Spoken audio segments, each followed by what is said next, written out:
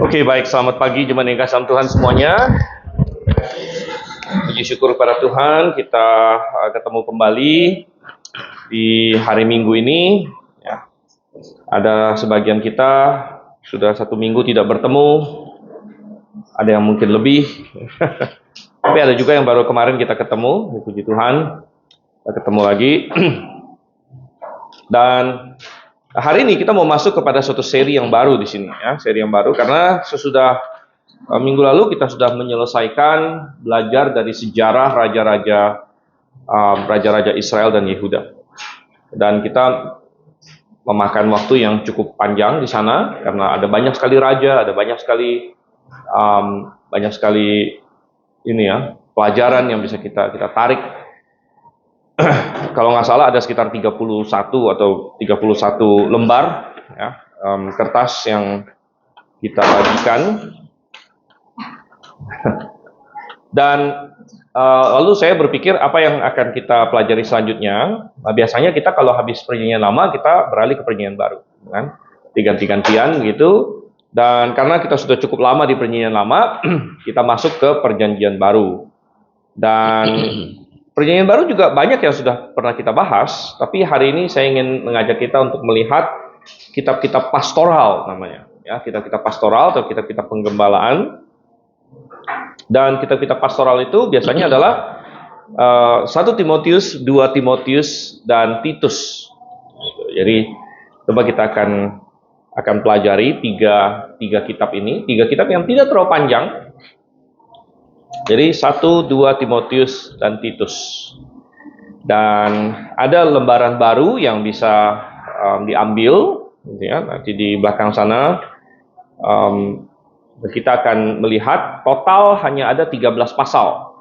Karena 1 Timotius 6 pasal, 2 Timotius 4 pasal, Titus hanya 3 pasal saja. Oke. Dan ya ini akan menjadi pelajaran yang sangat indah tentunya bagi kita. Kalau misalnya kita belajar di perjanjian lama, memang ada banyak prinsip. Ada banyak prinsip ya. Banyak prinsip yang bisa kita tarik dan sangat relevan bagi kita juga. Tapi biasanya kita harus bekerja melalui prinsip karena itu tidak langsung mengena pada kita. Ya, kayak misalnya Daud berperang melawan orang Filistin, gitu kan. Nah, itu ada pelajarannya buat kita.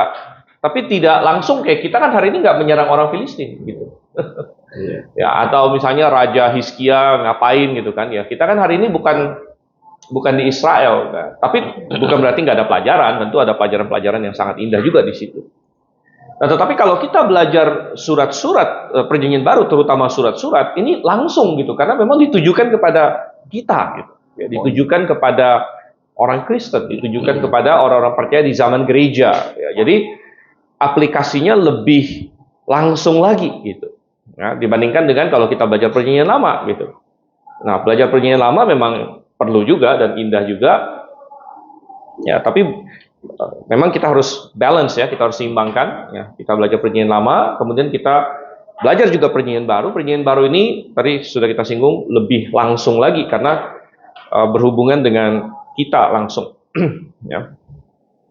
Oke.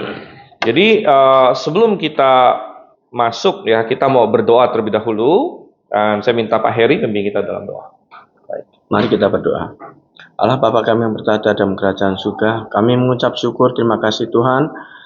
Betapa bahagianya hari ini kami bisa berkumpul kembali pada hari ini untuk bersama-sama mendengar uraian firman-Mu, mendengar akan apa yang Engkau berikan pada kami melalui gembala kami Stephen. Kiranya apa yang disampaikan nanti Tuhan boleh menjadi pedoman dalam kehidupan kami, boleh menjadi panutan dalam kehidupan kami supaya kami tidak tersesat dan kami boleh menjadi lebih dekat kepada Engkau. Kiranya Engkau pimpin kebaktian sekolah minggu ini dari awal hingga akhirnya dengan baik dan kami bisa mengerti ya Bapak. Dalam nama Tuhan Yesus kami berdoa. Amin. Oke, amin. Baik, dan untuk pembukaan, karena hari ini kita pendahuluan, kita akan baca 2 ayat dulu pertama dari surat 1 Timotius. Coba kita buka. Dan saya akan bacakan ya 2 ayat ini. Dikatakan di sini dari Paulus, Rasul Kristus Yesus, menurut perintah Allah Juru Selamat kita dan Kristus Yesus pengharapan kita. Kepada Timotius, anakku yang sah di dalam iman, anugerah, rahmat, dan damai sejahtera dari Allah Bapa dan Kristus Yesus Tuhan kita. Oke, ini adalah salam pembukaan, dan dari sini kita mau belajar beberapa hal di sini ya.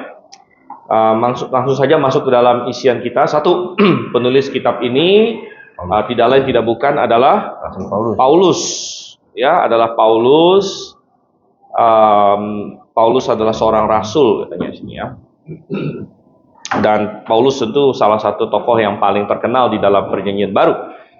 Nah, kita sebagai orang yang percaya firman Tuhan tentu tidak meragukan hal ini. Ya, tetapi orang-orang liberal meragukan. Nah, banyak yang menyerang kepenulisan Paulus atas surat-surat pastoral. Ya. Dan kadang-kadang mereka bilang, misalnya ada terminologi atau kata-kata yang di dalam surat-surat pastoral ini yang tidak ditemukan di tulisan-tulisan Paulus yang lain. Ya. Karena Paulus menulis kepada, kan ada banyak tulisan Paulus, ya, kepada Roma, Korintus, Galatia, Efesus, segala macam. Dan mereka bilang ada kosakata yang yang ada di pastoral 1, 2 Timotius, Titus yang tidak ditemukan di surat-surat yang lain. Tapi itu adalah sebenarnya pemikiran yang sangat aneh ya, sangat cetek gitu, bahwa masa Paulus tidak boleh memakai kata yang nggak pernah dia pakai sebelumnya, itu kan aneh gitu ya. Saya rasa itu hal yang luar biasa lucu begitu kan. Misalnya saya menulis buku gitu kan. Saya menulis buku ya, saya udah menulis beberapa buku kan sampai sekarang ini. Lalu kalau misalnya saya mau menulis buku baru lagi, masa saya nggak boleh ada pakai kata-kata yang baru yang nggak pernah saya pakai di buku-buku saya sebelumnya, kan itu sangat aneh sekali gitu. Jadi itu adalah kita bilang serangan yang sangat-sangat sangat cetek sebenarnya. Dan tidak juga memperhitungkan bahwa kenapa bisa berbeda ya, kenapa bisa ada kata-kata yang baru ya, karena mungkin subjeknya berbeda gitu ya. Kalau saya menulis buku tentang Alkitab, kemudian saya menulis buku, kan selama ini saya banyak tulis buku rohani gitu. Kalau misalnya suatu hari saya mau tulis buku tentang apa ya, peternakan atau apalah begitu kan, saya menulis buku tentang yang lain yang nggak ada hubungannya ya, atau topiknya berbeda ya, bisa jadi saya akan memakai vocabulary atau kosakata yang berbeda. Itu bukan hal yang aneh sama sekali begitu ya. Dan surat-surat pastoral ini kan agak sedikit berbeda dengan surat-surat yang lain, di mana penerima utamanya adalah pribadi ya, sedangkan surat-surat yang lain adalah ditujukan kepada jemaat gitu. Nah, nanti kita akan perhatikan bahwa memang pribadinya ini juga sebenarnya mencakup jemaat juga sih sebenarnya gitu ya. Tapi intinya karena ada perubahan topik gitu, jadi sangat wajar bahwa ada perbedaan kosakata begitu. Nah, sebenarnya alasan utama kenapa mereka meragukan kepenulisan Paulus atas surat-surat pastoral sebenarnya nggak ada hubungan dengan semua itu ya, tetapi pada asumsi mereka sebenarnya ya. Asumsi apa gitu? Asumsi, mereka sering berasumsi ya, bahwa kekristenan itu ya, kalau kita percaya kekristenan itu ya, iman Kristen ya, kita percaya iman Kristen ini datang berdasarkan apa? Berdasarkan pewahyuan. Iman Kristen ini datang berdasarkan pewahyuan. Ini adalah yang kita percaya. Pewahyuan pertama-tama melalui Yesus Kristus datang, bahwa Yesus Kristus ini adalah Allah ya.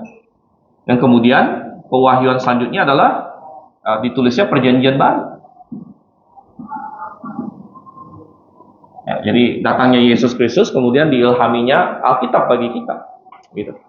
Dan inilah yang akhirnya membentuk iman Kristen.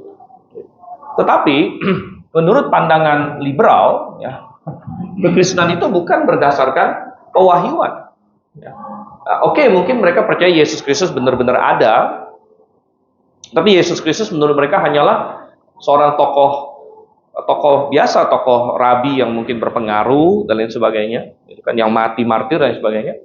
Tapi intinya adalah mereka melihat iman Kristen itu adalah berdasarkan, ini pandangan ini ya, pandangan liberal, bukan pewahyuan, tapi suatu apa ya? Pertama mitologisasi.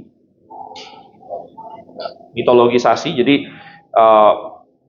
Yesus ini yang tadinya orang biasa sebenarnya, tetapi kemudian karena dielu-elukan lain sebagainya, akhirnya muncul berbagai mitos tentang dia, ya, bahwa dia bikin mukjizat segala macam itu segala macam. Jadi berdasarkan mitologisasi suatu proses, ya proses, ya, dan proses konsolidasi lah, ya, konsolidasi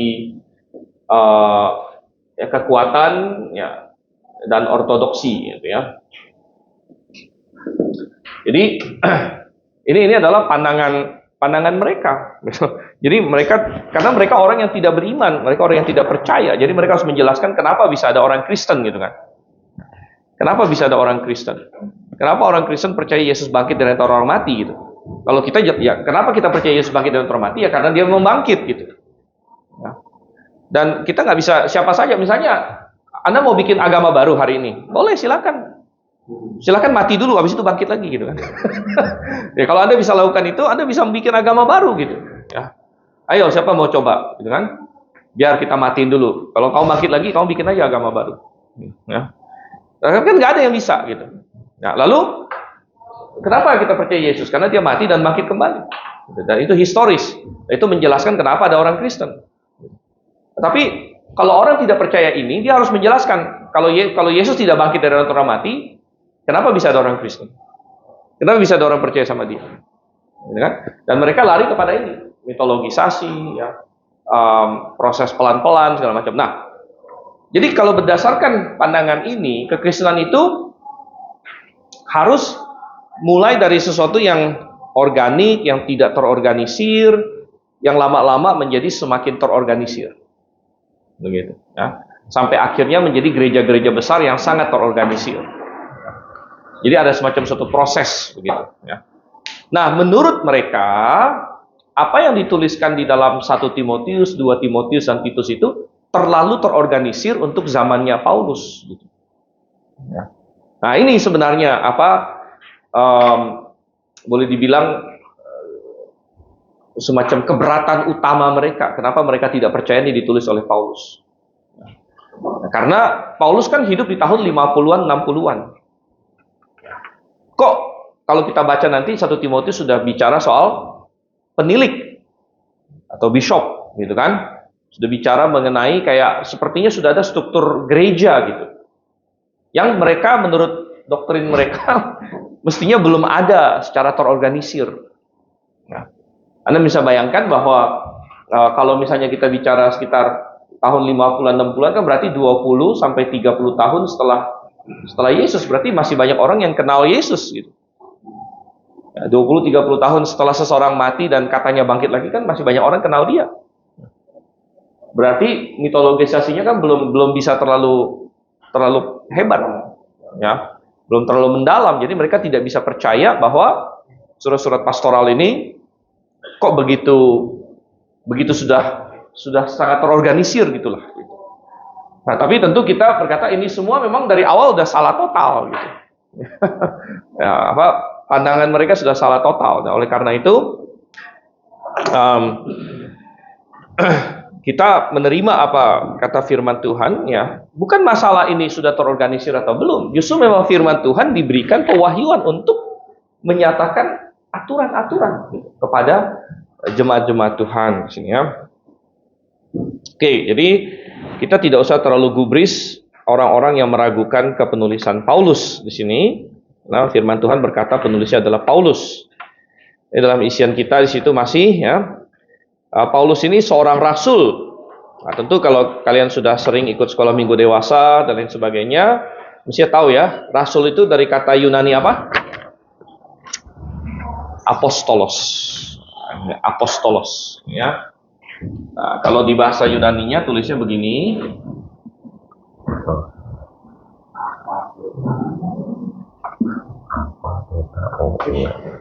Apostolos di sini, ya.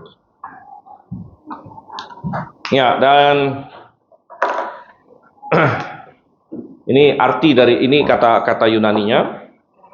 Secara generik kata ini berarti utusan sebenarnya. Berarti utusan, jadi orang yang dipersiapkan kemudian diutus untuk suatu misi tertentu. Dan memang Alkitab ada memakai kata apostolos ini secara generik. Misalnya di 2 Korintus ada utusan jemaat-jemaat, di situ pakai kata apostolos juga. Utusan jemaat-jemaat dan lain sebagainya. Tetapi ketika Paulus menggunakan kata apostolos ini atau rasul ini untuk dirinya sendiri, dia tidak menggunakan kata ini secara generik atau secara umum saja, tapi dia menggunakannya secara sangat spesifik, gitu ya. Menggunakannya spesifik sebagai suatu jabatan. Nah, itu adalah isian kita ya. Karena Paulus menyebut dirinya bukan utusan jemaat, bukan utusan padahal kalau bicara mengenai utusan jemaat, Paulus ada juga diutus jemaat. Jadi bisa juga dia bilang dia utusan jemaat karena dia diutus jemaat. Masih ingat jemaat mana yang mengutus Paulus untuk perjalanan misi dia awalnya?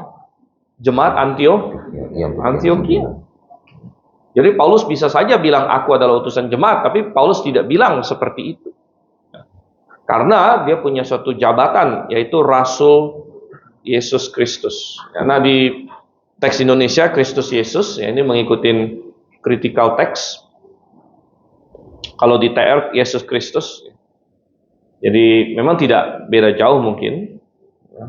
Rasul Yesus Kristus, Rasul Kristus Yesus. Ini suatu jabatan. Ya, isian kita suatu jabatan. Ya, jadi bukan generik, bukan arti generik. Tapi ini pemakaian spesifik bahwa ini berbicara mengenai suatu jabatan. Jabatan yang sangat terbatas. Ya karena tidak semua orang diutus langsung oleh Yesus Kristus. Ya, suatu jabatan yang sangat terbatas dengan kualifikasi yang khas. Ya, kualifikasi yang khas. Dan kita teringat akan kualifikasi ini ketika sebelum hari Pentakosta, jemaat Yerusalem mau mencari pengganti untuk seorang rasul yang jatuh dari jabatannya, yaitu Rasul Yudas.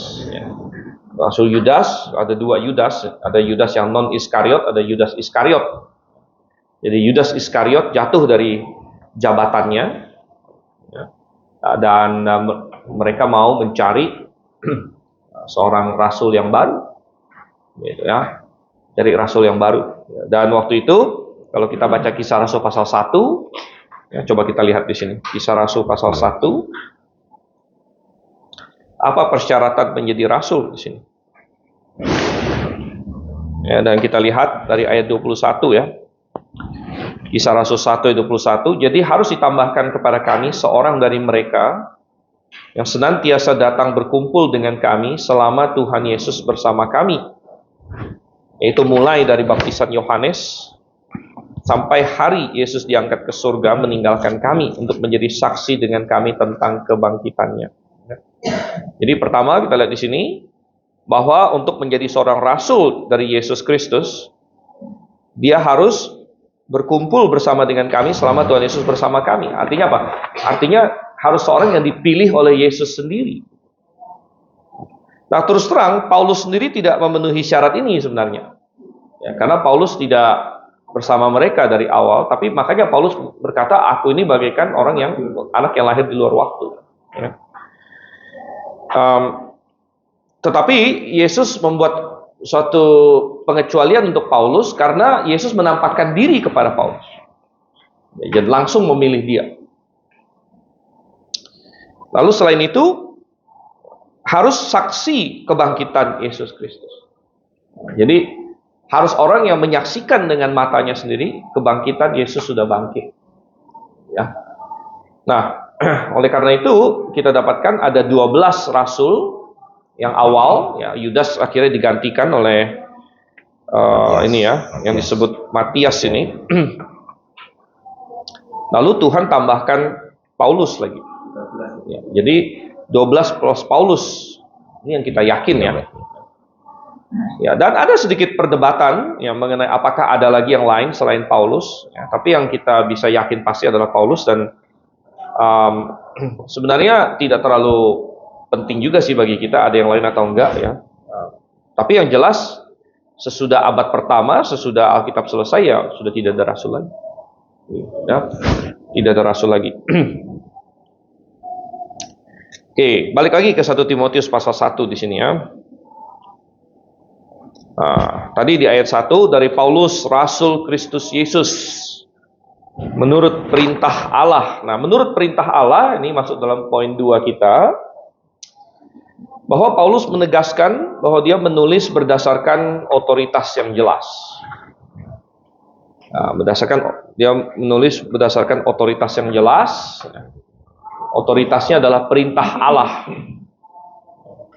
Nah, perintah Allah adalah otoritas tertinggi yang mengatasi semua perintah-perintah yang lain. Dan melebihi perintah manusia. Pernah rasul-rasul di Kisah Rasul pasal 4 digojlok oleh Sanhedrin waktu itu. Sanhedrin adalah majelis Yahudi. Mereka digojlok oleh Sanhedrin, dan Sanhedrin memperingatkan mereka, jangan kamu berbicara lagi atas nama Yesus. Lalu apa yang dijawab oleh para rasul? Kami harus lebih taat kepada Allah daripada manusia. Kami harus lebih taat kepada Allah daripada manusia. Dan ini harus menjadi moto kita, bahwa perintah Allah adalah otoritas tertinggi. Dan kalau begitu, hari ini kita dapat perintah Allah dari mana? Ini dari firman Tuhan. Makanya kita adalah orang-orang yang berkata sola scriptura. Sola scriptura, bahwa Alkitablah satu-satunya otoritas tertinggi. Nah, bukan berarti tidak ada otoritas lain. Tentu ada otoritas lain. Tapi ini otoritas tertinggi. Ya. Satu-satunya otoritas tertinggi yang tidak ada saingannya. Nah, ini berbeda dengan misalnya gereja Katolik, gereja Ortodoks, ya, yang selain Alkitab, mereka bilang kita harus percaya juga tradisi. Kita juga percaya tradisi, dan kita harus percaya juga kepada dekret-dekret paus dan lain sebagainya. Sehingga mereka menambahkan banyak hal yang tidak ada dalam Alkitab. Yang mereka sebut bapak-bapak gereja, adalah sejumlah orang yang hidup di abad-abad setelah abad pertama, gitu ya. Jadi abad 2, abad 3, abad 4 dan seterusnya, yang tulisannya ada pada kita hari ini, gitu. Jadi tokoh-tokoh seperti mulai dari awal sekali ya, seperti Justin Martyr, ya, Tertullian, Irenaeus dan sebagainya. Yang mereka sebut bapak-bapak gereja begitu ya. Yang sebenarnya ya kita bilang mereka adalah orang Kristen gitu. Sebagian mereka lumayan bagus, sebagian mereka lumayan sesat gitu. Ya, jadi tingkat kesesatan dan kebaikan mereka bervariasi gitu. Ya, seperti kayak Tertullian masih lumayan bagus. Ya. Tapi tokoh seperti kayak Agustinus ya lebih banyak sesatnya. Ya. Dan ada banyak lagi yang lain gitu. Ya. Nah, kita bilang ada nggak manfaatnya? Ya, mereka ada juga manfaat. Minimal kita jadi tahu orang-orang zaman itu pemikirannya seperti apa, gitu kan? Ya, tetapi sebenarnya yang paling penting adalah apa yang Alkitab katakan. Gitu. Ini adalah perintah Allah. Gitu. Nah, lucunya, ya makanya tadi kan pertanyaan kenapa mereka bilang bapak-bapak gereja? Karena mereka meninggikan tradisi begitu rupa. Akhirnya gereja Katolik di abad-abad pertengahan, yang mereka pelajari itu lebih banyak ya bapak-bapak gereja ini, bukan Alkitab, gitu ya. Jadi misalnya ada poin doktrin apa yang mereka baca adalah apa kata Agustinus, apa kata Jerome, apa kata Thomas Aquinas, apa kata Irenaeus dan sebagainya. Itu yang lebih banyak mereka pelajari malah. Sampai akhirnya Martin Luther ketika dia mengadakan reformasi, dia kan terpaku kepada kitab Roma. Dia menemukan di situ kitab Roma mengajarkan bukan hanya kalau di reformasi kan sola scriptura, kemudian ada sola gratia dan sola fide, gitu kan. Dan dia mendapatkan kenapa kitab Roma mengajarkan keselamatan itu hanya berdasarkan kasih karunia, tidak perlu kita berbuat baik gitu. Dan yang dituntut dari kita hanya iman, sola fide. Didapatkan itu dari kitab Roma. Dan padahal Martin Luther adalah orang yang belajar Alkitab gitu. Maksudnya dia masuk STT lah istilahnya. Ya, masuk STT-nya Katolik. Tetapi rupanya dia tidak dapatkan sola fide, sola gratia itu dari katakanlah misalnya pelajaran soteriologi atau apa. Nggak ada waktu itu begitu-begituan.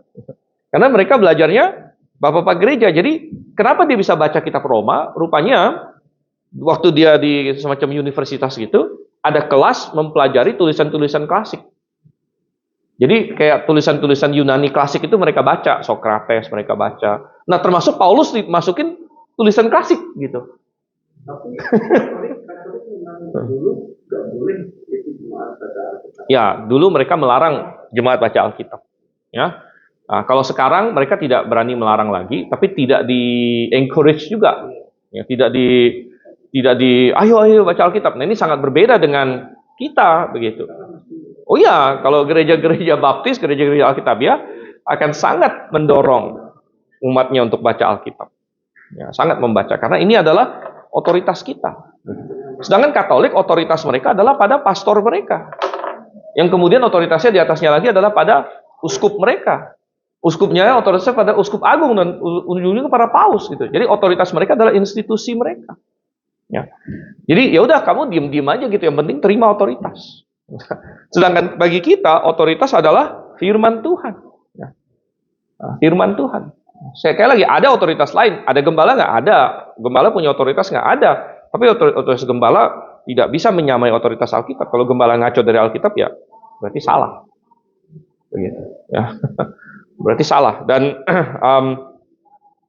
ya jadi perintah Allah di sini. Ya, kemarin saya baru ada ketemu dengan satu orang Katolik yang mantan Katolik lah. Ya. Mantan Katolik, saya injilin dia segala macam. Ya. Saya lagi suruh dia baca Alkitab. Suruh dia baca Alkitab kan. Ayo kita baca Alkitab nih, saya bilang. Terus saya tanya dia, kamu pernah baca Alkitab yang mana? Itu. Kita mulai dari Kejadian. Kamu pernah baca kitab Kejadian nggak? Nggak pernah. Kejadian nggak pernah. Begitu kan. Jadi, ya tapi itu tipikal. Ya tipikal, bukan sesuatu yang kayak luar biasa gitu. Bagi mereka itu memang nggak baca Alkitab itu memang begitu normal gitu. Ya, normal. Ya nggak masalah. Gitu, ya. Nah, sedangkan kalau di gereja-gereja Baptis, misalnya kalau Anda baru diselamatkan, oke lah, gitu kan. Tapi ada misalnya orang di gereja Baptis ya, misalnya yang dari kecil, remaja, pemuda sampai dewasa, lalu tanya, kamu pernah baca Alkitab? Nggak pernah, gitu kan. Kita bakal bingung nih, ini kenapa ini, gitu kan? Ada masalah apa, gitu ya? Kita akan sangat terheran-heran, gitu ya, karena kita sangat mendorong orang untuk membaca Alkitab. Ya, ini adalah otoritas kita. Oke, kita lihat lagi.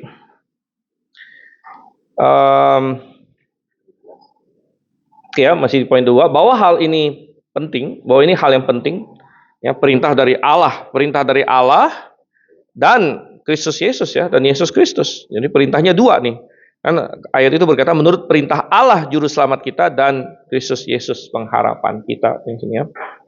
Bahwa hal ini penting terlihat dari peran Allah dan Tuhan Yesus bagi orang percaya. Peran Allah. Jadi Allah disebut juru selamat. Ya, juru selamat. Dalam bahasa Yunaninya adalah soter atau soteres. Soter. Kemudian Tuhan Yesus disebut pengharapan kita. Pengharapan kita. Nah, sekali lagi kalau di dalam Textus Receptus, Kristus Yesus itu sebenarnya ada kata Tuhan di depannya ya, Tuhan Yesus Kristus. Kata Tuhan dihilangkan di critical text. Ya. Makanya kita sedang berusaha untuk menerbitkan Alkitab kita sendiri, gitu ya, masih dalam proses ya, sudah. Ya masih proses ini ya, proses proofread ya dari saya sendiri dan juga teman-teman yang membantu. Jadi ya mesti ada kata Tuhan Yesus Kristus di situ. Ya. Dan oke, tapi perannya Allah adalah juru selamat. Ya. Tuhan Yesus adalah pengharapan kita. Ya. Pengharapan kita. Dan ini sangat menarik ya. Sangat menarik bahwa konstruksi seperti ini menggarisbawahi kesetaraan antara Bapa dan Putra. Bahwa keduanya ilahi. Ya. Karena disejajarkan perintah Allah dan perintah Tuhan Yesus Kristus itu kayak dianggap satu gitu, dianggap sama. Ya. Nah, dan peran mereka, ya, yang sering disebut juru selamat itu kan Yesus. Tapi di sini Allah disebut juru selamat. Ya. Nah itu nggak masalah karena memang Yesus adalah adalah Allah, adalah pribadi Tritunggal. Gitu. Jadi kita melihat bahwa pemahaman Paulus tentang Allah dan lain sebagainya, ya, mendorong kita kepada Tritunggal. Jadi seperti yang seminar yang lalu ya mengenai Tritunggal, saya bilang bahwa orang Kristen itu bukan aneh-aneh kita yang mau cari-cari Tritunggal sendiri gitu ya. Kita dipimpin oleh firman Tuhan untuk sampai kepada kesimpulan Tritunggal. Ya, ya jadi ya, dan nggak harus ada ayat yang telak banget. Ayat yang telak ada gitu, kayak 1 Yohanes 5 ayat 7 ya, kemudian aku dan Bapa adalah satu, dan formula baptisan segala macam. Tapi nggak usah yang setelak itu pun, dari ayat-ayat yang seperti ini aja gitu, yang Paulus kayak ngomong biasa aja ya, perintahnya Allah dan Tuhan Yesus Kristus. Jadi di situ terlihat ada suatu kesetaraan yang sudah terimplikasi di situ. Bahwa siapa lagi yang bisa, misalnya Allah itu bisa disetarakan dengan siapa lagi gitu kan? Allah dan Tuhan Yesus Kristus. Oke ya, masuk poin 3 di sini. Salam pembukaan yang cukup formal ini memperlihatkan bahwa surat ini bukan hanya suatu surat pribadi. Ya. Karena tadi kita ada bilang bahwa surat ini kan surat pribadi. Tapi sebenarnya nggak pribadi-pribadi banget gitu. Nggak pribadi-pribadi banget. Bukan suatu surat yang kayak misalnya anak muda yang jatuh cinta tulis surat buat pacarnya gitu kan ya, dengan harapan nggak ada orang lain yang baca gitu ya. Bukan ya, ini bukan surat seperti itu. Ini memang surat pribadi ditujukan pada Timotius. Tapi mungkin kita bertanya, kalau ini surat pribadi kok kayak formal banget? Kalau misalnya kita nulis surat sama temen nih, masa kita perlu menunjukkan, misalnya saya nulis surat sama siapa gitu kan, saya Stephen Gembala, Gibi Agrafe, segala macam, berdasarkan penabisan ini, kok kayak surat kerja gitu. Kok ini kenapa dia menulis kepada Timotius kok perlu seresmi itu gitu? Ada yang bertanya gitu kan. Perlu seresmi itu sampai dia menyebut dirinya rasul, emangnya Timotius nggak tahu bahwa Paulus itu rasul, gitu kan? Kenapa dia perlu sebut dia rasul lagi di situ kan? Dan lain sebagainya. Ini kan kayak surat pribadi. Nah, dari situ kita menyimpulkan bahwa walaupun ini surat pribadi, tapi Paulus memaksudkannya supaya dibaca oleh jemaat juga. Gitu ya. Karena ada banyak hal yang akan disebut di dalam surat ini di mana Timotius harus mengatur jemaatnya. Gitu kan? Dan dia akan bisa melakukan itu dengan otoritas Paulus gitu. Dia bisa berkata, ya saya mau atur nih. Gereja kita misalnya gereja kita harus mengatur janda seperti ini. Mungkin ada janda yang protes kan, Paulus misalnya udah bilang kalau di bawah 60 tahun jandanya jangan dibiayain jemaat, suruh dia nikah aja lagi. Lalu atau suruh keluarganya support dia gitu kan. Mungkin ada janda yang kurang senang, loh. Kata siapa mesti begitu?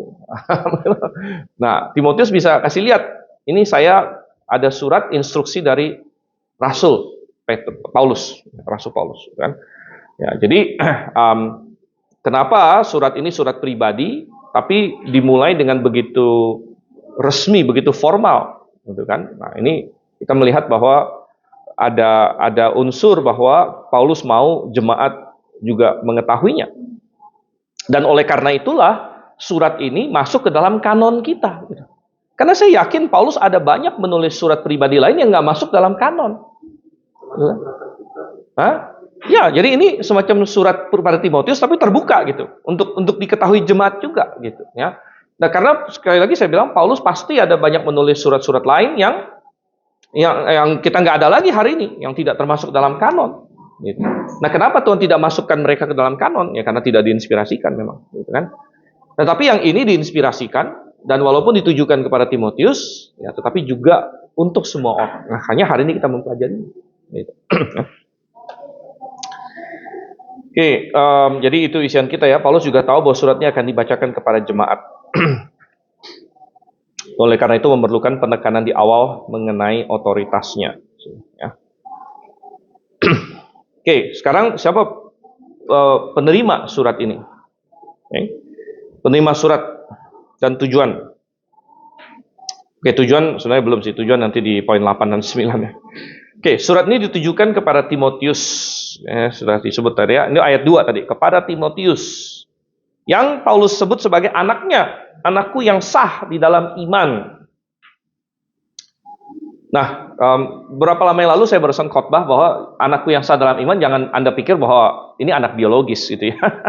Bukan, ini bukan anak biologis. Kalau kita baca dalam Kisah Para Rasul, Timotius itu kan blasteran ya, bapaknya Yunani katanya, mamanya orang Yahudi gitu ya. Jelas bukan Paulus bapaknya, biologis gitu kan. Tapi kenapa Paulus menyebut dia anakku yang sah lagi? Ya, anakku yang sah. Jadi anak yang sah itu, pada masa itu kalau kita memakai istilah anak yang sah, itu maksudnya bukan anak yang lahir di luar nikah gitu. Ya, bukan anak yang lahir di luar nikah, atau bukan anak yang ya dari zaman itu kan ada istri, kemudian ada kadang-kadang mereka poligami, ya ada istri, kemudian ada gundik istilahnya, gitu kan, ada istilah, ya istilahnya kayak simpanan lah. Nah, jadi, tapi ini anak yang sah, begitu, anak yang sah. Tapi kenapa Paulus menyebut seperti itu? Tapi ada kata di dalam iman, berarti ini bukan biologis, ya. Anakku yang sah di dalam iman, gitu. Nah, dalam poin nomor 4 ini berarti Timotius ya bertobat melalui pelayanan Paulus. Sehingga Paulus menganggap dia anaknya di dalam iman, ya, bahwa melalui pelayanan Paulus, dan ingat di mana, di kota mana? Ya, di Timotius berasal dari kota Listra. Coba kita buka Kisah Rasul pasal 16, ya.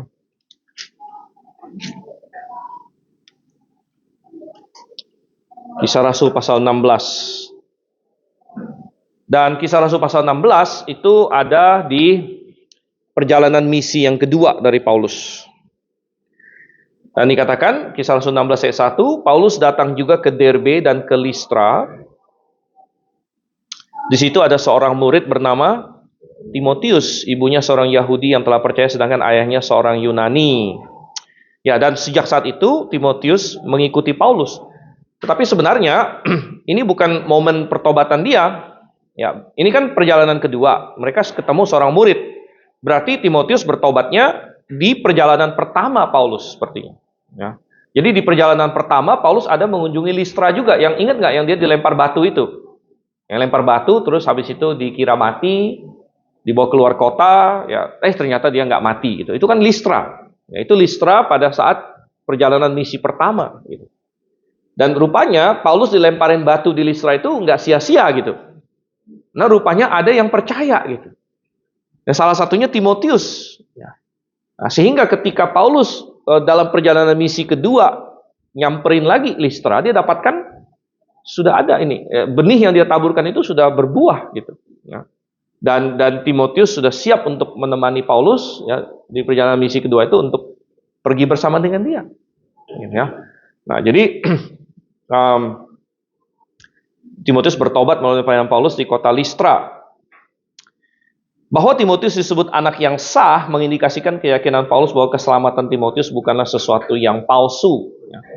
Jadi Paulus merasa yakin melihat hidup Timotius dan sebagainya, ya, bahwa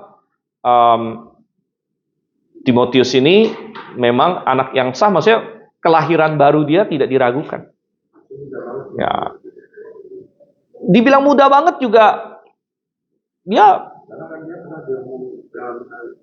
Nah, nanti akan kita bahas. Itu kan di 1 Timotius. Ya, 1 Timotius tadi kita bahas ya.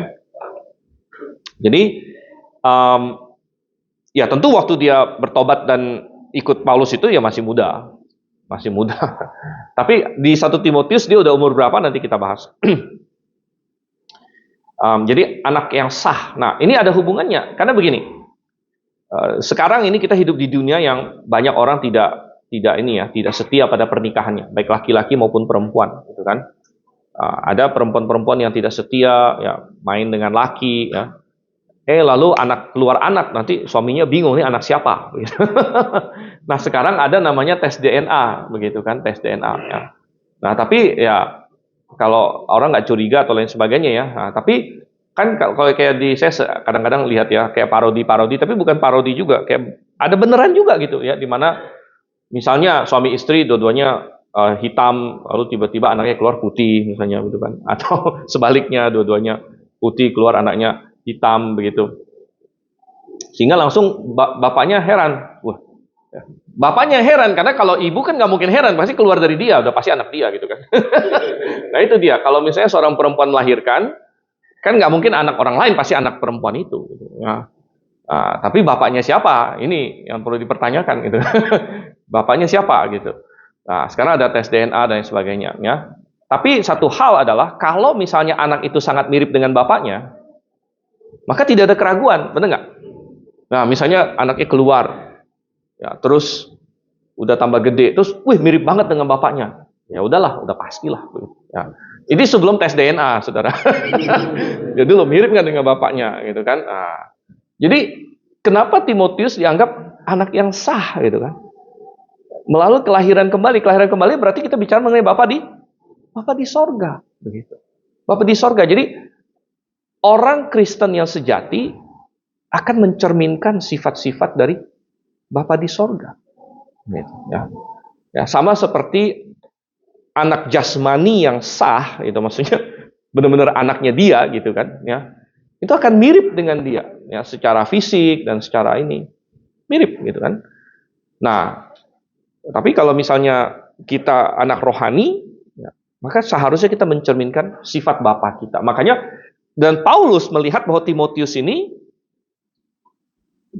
kelahiran barunya tidak diragukan dari hidup dia, dari buah-buah di dalam diri dia, sehingga Paulus bilang ini anak yang sah, ya, bahwa dia benar-benar orang yang diselamatkan, jadi tidak diragukan, gitu ya. Oke, poin 5 ya. Wih, waktu kita udah mau habis ya. Saya pikir ternyata banyak juga yang kita bahas. Dalam Kisah Rasul, kita tahu bahwa Timotius menemani Paulus sejak perjalanan misi yang kedua tadi ya. Sampai dengan surat ini ditulis, Timotius masih relatif muda dibandingkan Paulus, tapi juga bukanlah seorang yang hijau ya. Jadi perjalanan misi kedua Paulus itu sekitar tahun 49 sampai 52 sekitar kira-kira begitu ya. Ini perjalanan misi kedua Paulus dan itu dimulai sekitar tahun 49 atau 50 ya. Nah, 49 atau 52 Masehi ini perjalanan misi kedua. Nah, umur berapa Timotius waktu dia mulai menemani Paulus di situ? Ya, paling muda kan belasan kan? Paling muda lah, bisa juga 20-an awal ya. Nah, sampai dengan, jadi dia masih muda memang, tapi sampai dengan surat 1 Timotius ditulis, nanti kita akan lihat 1 Timotius itu ditulis sekitar 63 atau 64 mungkin. Nah, jadi ini sudah lewat berapa tahun nih? Mungkin belasan, 12, 13 mungkin. Ya. Jadi kalau misalnya Timotius umur 20-an, atau 17, 19, 18 atau berapa, berarti tambah sekitar 13 tahun, berarti umurnya Timotius waktu 1 Timotius ditulis itu sekitar 30-an sebenarnya. Ya. 30-an. Atau bisa juga lebih tua, bisa 40-an, 30-an lah minimal. Ya. Jadi memang nanti ketika banyak orang berpikir bahwa Timotius itu masih anak kayak 20-an gitu, sebenarnya enggak. Waktu 1 Timotius ditulis enggak, ya. Sehingga ketika Paulus menulis kepada Timotius, janganlah seorang pun menganggap engkau rendah karena kemudaanmu. Dia bukan lagi bicara sama anak umur 20-21 gitu, ya. Dia bicara sama seseorang pelayan Tuhan yang sudah ikut dia pelayanan tapi masih relatif muda, mungkin umurnya 30-an sekian, gitu kan. Yang Paulus bilang ini, oke, jangan seorang pun menganggap rendah karena kemudahan, gitu ya. Ya, jadi ini adalah gambarannya di situ. Jadi ya baik. Bisa jadi, enggak juga sih, enggak juga, lumayan jauh karena Rasul Yohanes dia waktu mengikuti Yesus kan tahun 30-an. Waktu umur 30-an aja Rasul Yohanes sudah entah belasan akhir atau 20-an awal. Jadi ada beda 20 tahun antara Rasul Yohanes sama Timotius. Bisa jadi ketemu. Bisa jadi ketemu. Bisa jadi ketemu ya. Oke. Dan nama Timotius muncul 24 kali dalam perjanjian baru. Nah, ini menarik ya. Nama Timotius muncul 24 kali dalam perjanjian baru. Ya. Mengindikasikan peran dia yang cukup besar. Ya. Jadi lumayan banyak dia muncul. Oke, nah kita harus stop sampai sini. Sangat disayangkan, tadi saya pikir saya mau selesaikan. Tapi ya kita akan masuk ya ke dalam surat-surat pastoral. Ada banyak hal yang indah yang akan kita pelajari. Dan kita mau tutup dalam doa dulu. Pak Siregar, silahkan pimpin kita dalam doa.